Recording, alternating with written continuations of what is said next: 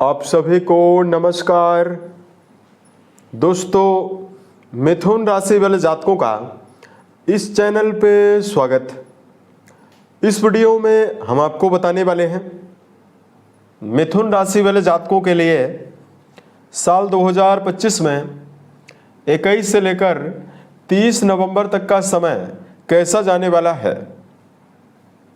नवंबर महीने के बचे हुए इन 10 दिनों की समयावधि में आपकी राशि के ऊपर मौजूद जो ग्रही अवस्था है आपको क्या मेजर परिणाम देने वाली है। किन मामलों में मिथुन राशि वाले जातकों को कम प्रयासों में बड़ी सफलता मिलने वाली है, वहीं किन मामलों में मिथुन राशि वाले जातकों को संभल कर काम करने की आवश्यकता रहने वाली है। तो ये राशिफल मिथुन राशि वाले जातकों के लिए ही बनाया गया है और आपकी चंद्र राशि के ऊपर प्रभावी है, तो आप इसे इसी आधार पर देखें। इस राशिफल के माध्यम से मिथुन राशि वाले जातकों के जीवन से जुड़े हुए सभी पहलुओं के बारे में हम आपको जानकारी भी देने वाले हैं। जैसे मिथुन राशि का करियर और व्यापारिक जीवन, आर्थिक जीवन, पारिवारिक जीवन, प्रेम संबंध है, स्वास्थ्य है, एजुकेशन लाइफ है और अंत में हम आपको धार्मिक उपायों के बारे में भी जानकारी देने वाले हैं। तो मिथुन राशि वाले जातकों, सबसे पहले हम आपको बता रहे हैं कि नवंबर के महीने में जो आपकी राशि के ऊपर परिवर्तन हो रहा है 21 से 30 के बीच में, वो कौन सा रहने वाला है। देखिए, सबसे पहला परिवर्तन तो आपकी राशि के स्वामी बुध का होने वाला है।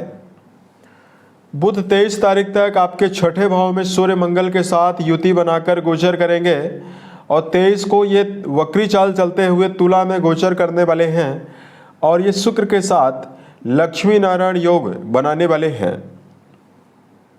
आपके पंचम भाव में स्वराशिस्थ होकर शुक्रदेव 30 तारीख तक गोचर करने वाले हैं और आपके छठे भाव में सूर्यदेव मंगल के साथ मौजूदगी बनाकर 30 तारीख तक रहने वाले हैं। उसके अलावा देखिए, राहु देव का एक बड़ा परिवर्तन 23 तारीख को होने वाला है। राहु जो आपके भाग्य भाव में मौजूद हैं, तो राहु देव शतभिषा नक्षत्र में जाने वाले हैं और स्व नक्षत्र में जाकर आपके भाग्य को प्रबल करने वाले हैं। शनिदेव कर्म स्थान में मौजूद होकर वक्री अवस्था में 28 तारीख तक गोचर करने वाले हैं और 28 नवंबर को शनि भी मार्गी होने वाले हैं। उसके अलावा देखिए, बृहस्पति उच्च राशिगत होकर आपके धन स्थान में गोचर करेंगे वक्री अवस्था में और केतु का गोचर आपके पराक्रम भाव में हो रहा है। तो 21 से लेकर 30 के बीच में जो मेजर ग्रह हैं उनका भी बदलाव होने वाला है और माइनर ग्रहों का भी परिवर्तन हो रहा है। तो अब आइए हम आपको बताते हैं क्या परिणाम आपके जीवन में मुख्य रूप से आपको मिलेगा। सबसे पहले बात करते हैं 21 से लेकर 30 के बीच में करियर की अवस्था किस प्रकार की बनी हुई रहने वाली है। देवगुरु बृहस्पति आपके कर्म भाव के स्वामी माने जाते हैं, जो कि आपके धन स्थान में उच्चस्थ अवस्था में गोचर करने वाले हैं।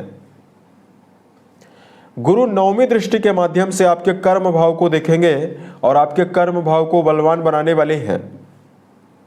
उसके अलावा दर्शकों, जो शनि वक्री अवस्था में कर्म स्थान में मौजूद होकर लगातार आपके जीवन में करियर में दबाव और परेशानी दे रहे थे, अब देखिए यहाँ पर शनिदेव वक्री से मार्गी 28 तारीख को होंगे, तो ये भी बहुत ही पॉजिटिव साइन है।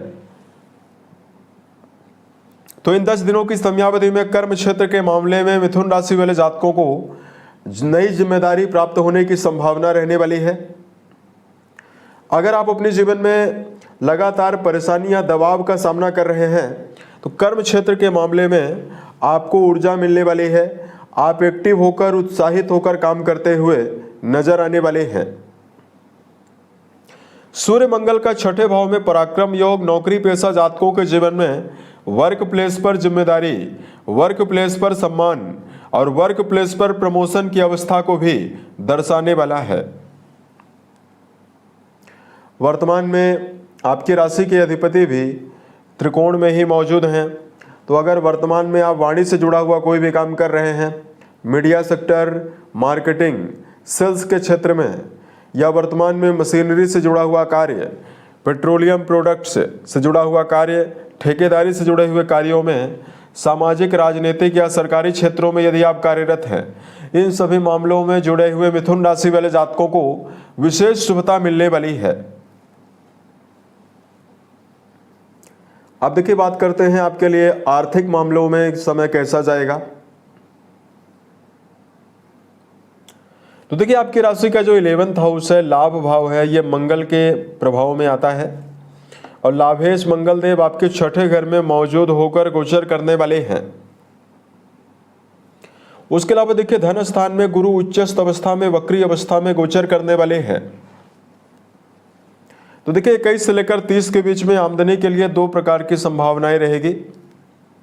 जो जातक वर्तमान में लगातार उत्साहित होकर मेहनत कर रहे हैं, उनके जीवन में बैंक बैलेंस की प्रबल बढ़ोतरी होने वाली है।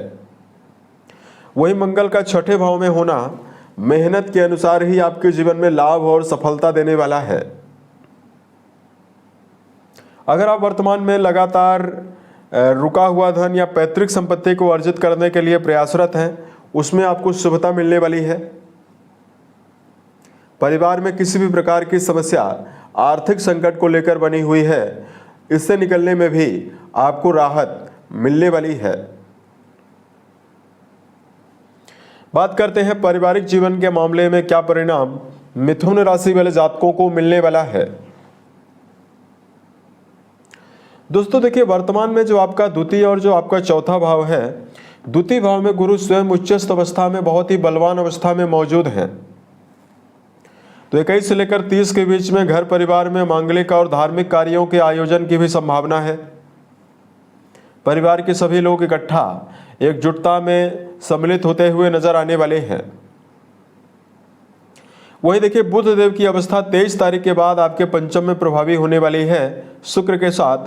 तो सामाजिक मामलों में भी 23 से लेकर 30 के बीच में मान सम्मान के अवसर आपको मिलने वाले हैं। यानी सामाजिक जीवन और पारिवारिक जीवन दोनों जगह पर शुभता और नवीन अवसर आपको मिलने वाले हैं, शुभता मिलने वाली है। बात करते हैं यहां पर आपके लिए एजुकेशन मामलों में क्या परिणाम आपको मिलने वाला है। देखिए, शिक्षा भाव के स्वामी शिक्षा भाव में ही मौजूद हैं, मूल त्रिकोण राशि में। ऐसे में विद्यार्थी जीवन में जुड़े हुए जातकों को बड़ी उन्नति और बड़ी सफलता मिलने वाली है। उच्चस्थ अवस्था में बृहस्पति 5वीं दृष्टि का प्रभाव आपके छठे भाव में डालेंगे, जहां पर सूर्य मंगल ऑलरेडी मौजूद हैं।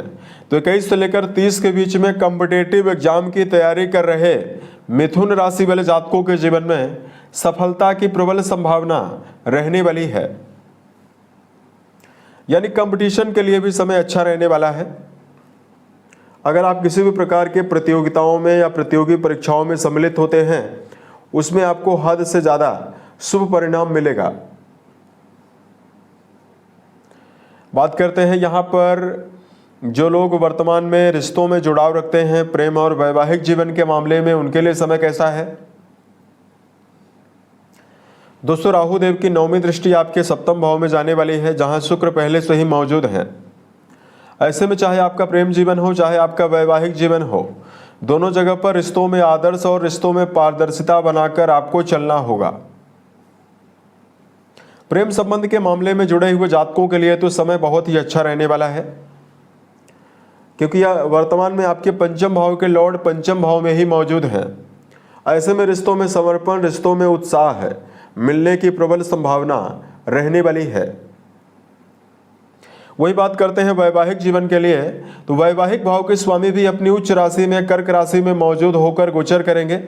तो निश्चित तौर पर जीवन साथी के साथ संबंधों में अनुकूलता मिलने वाली है।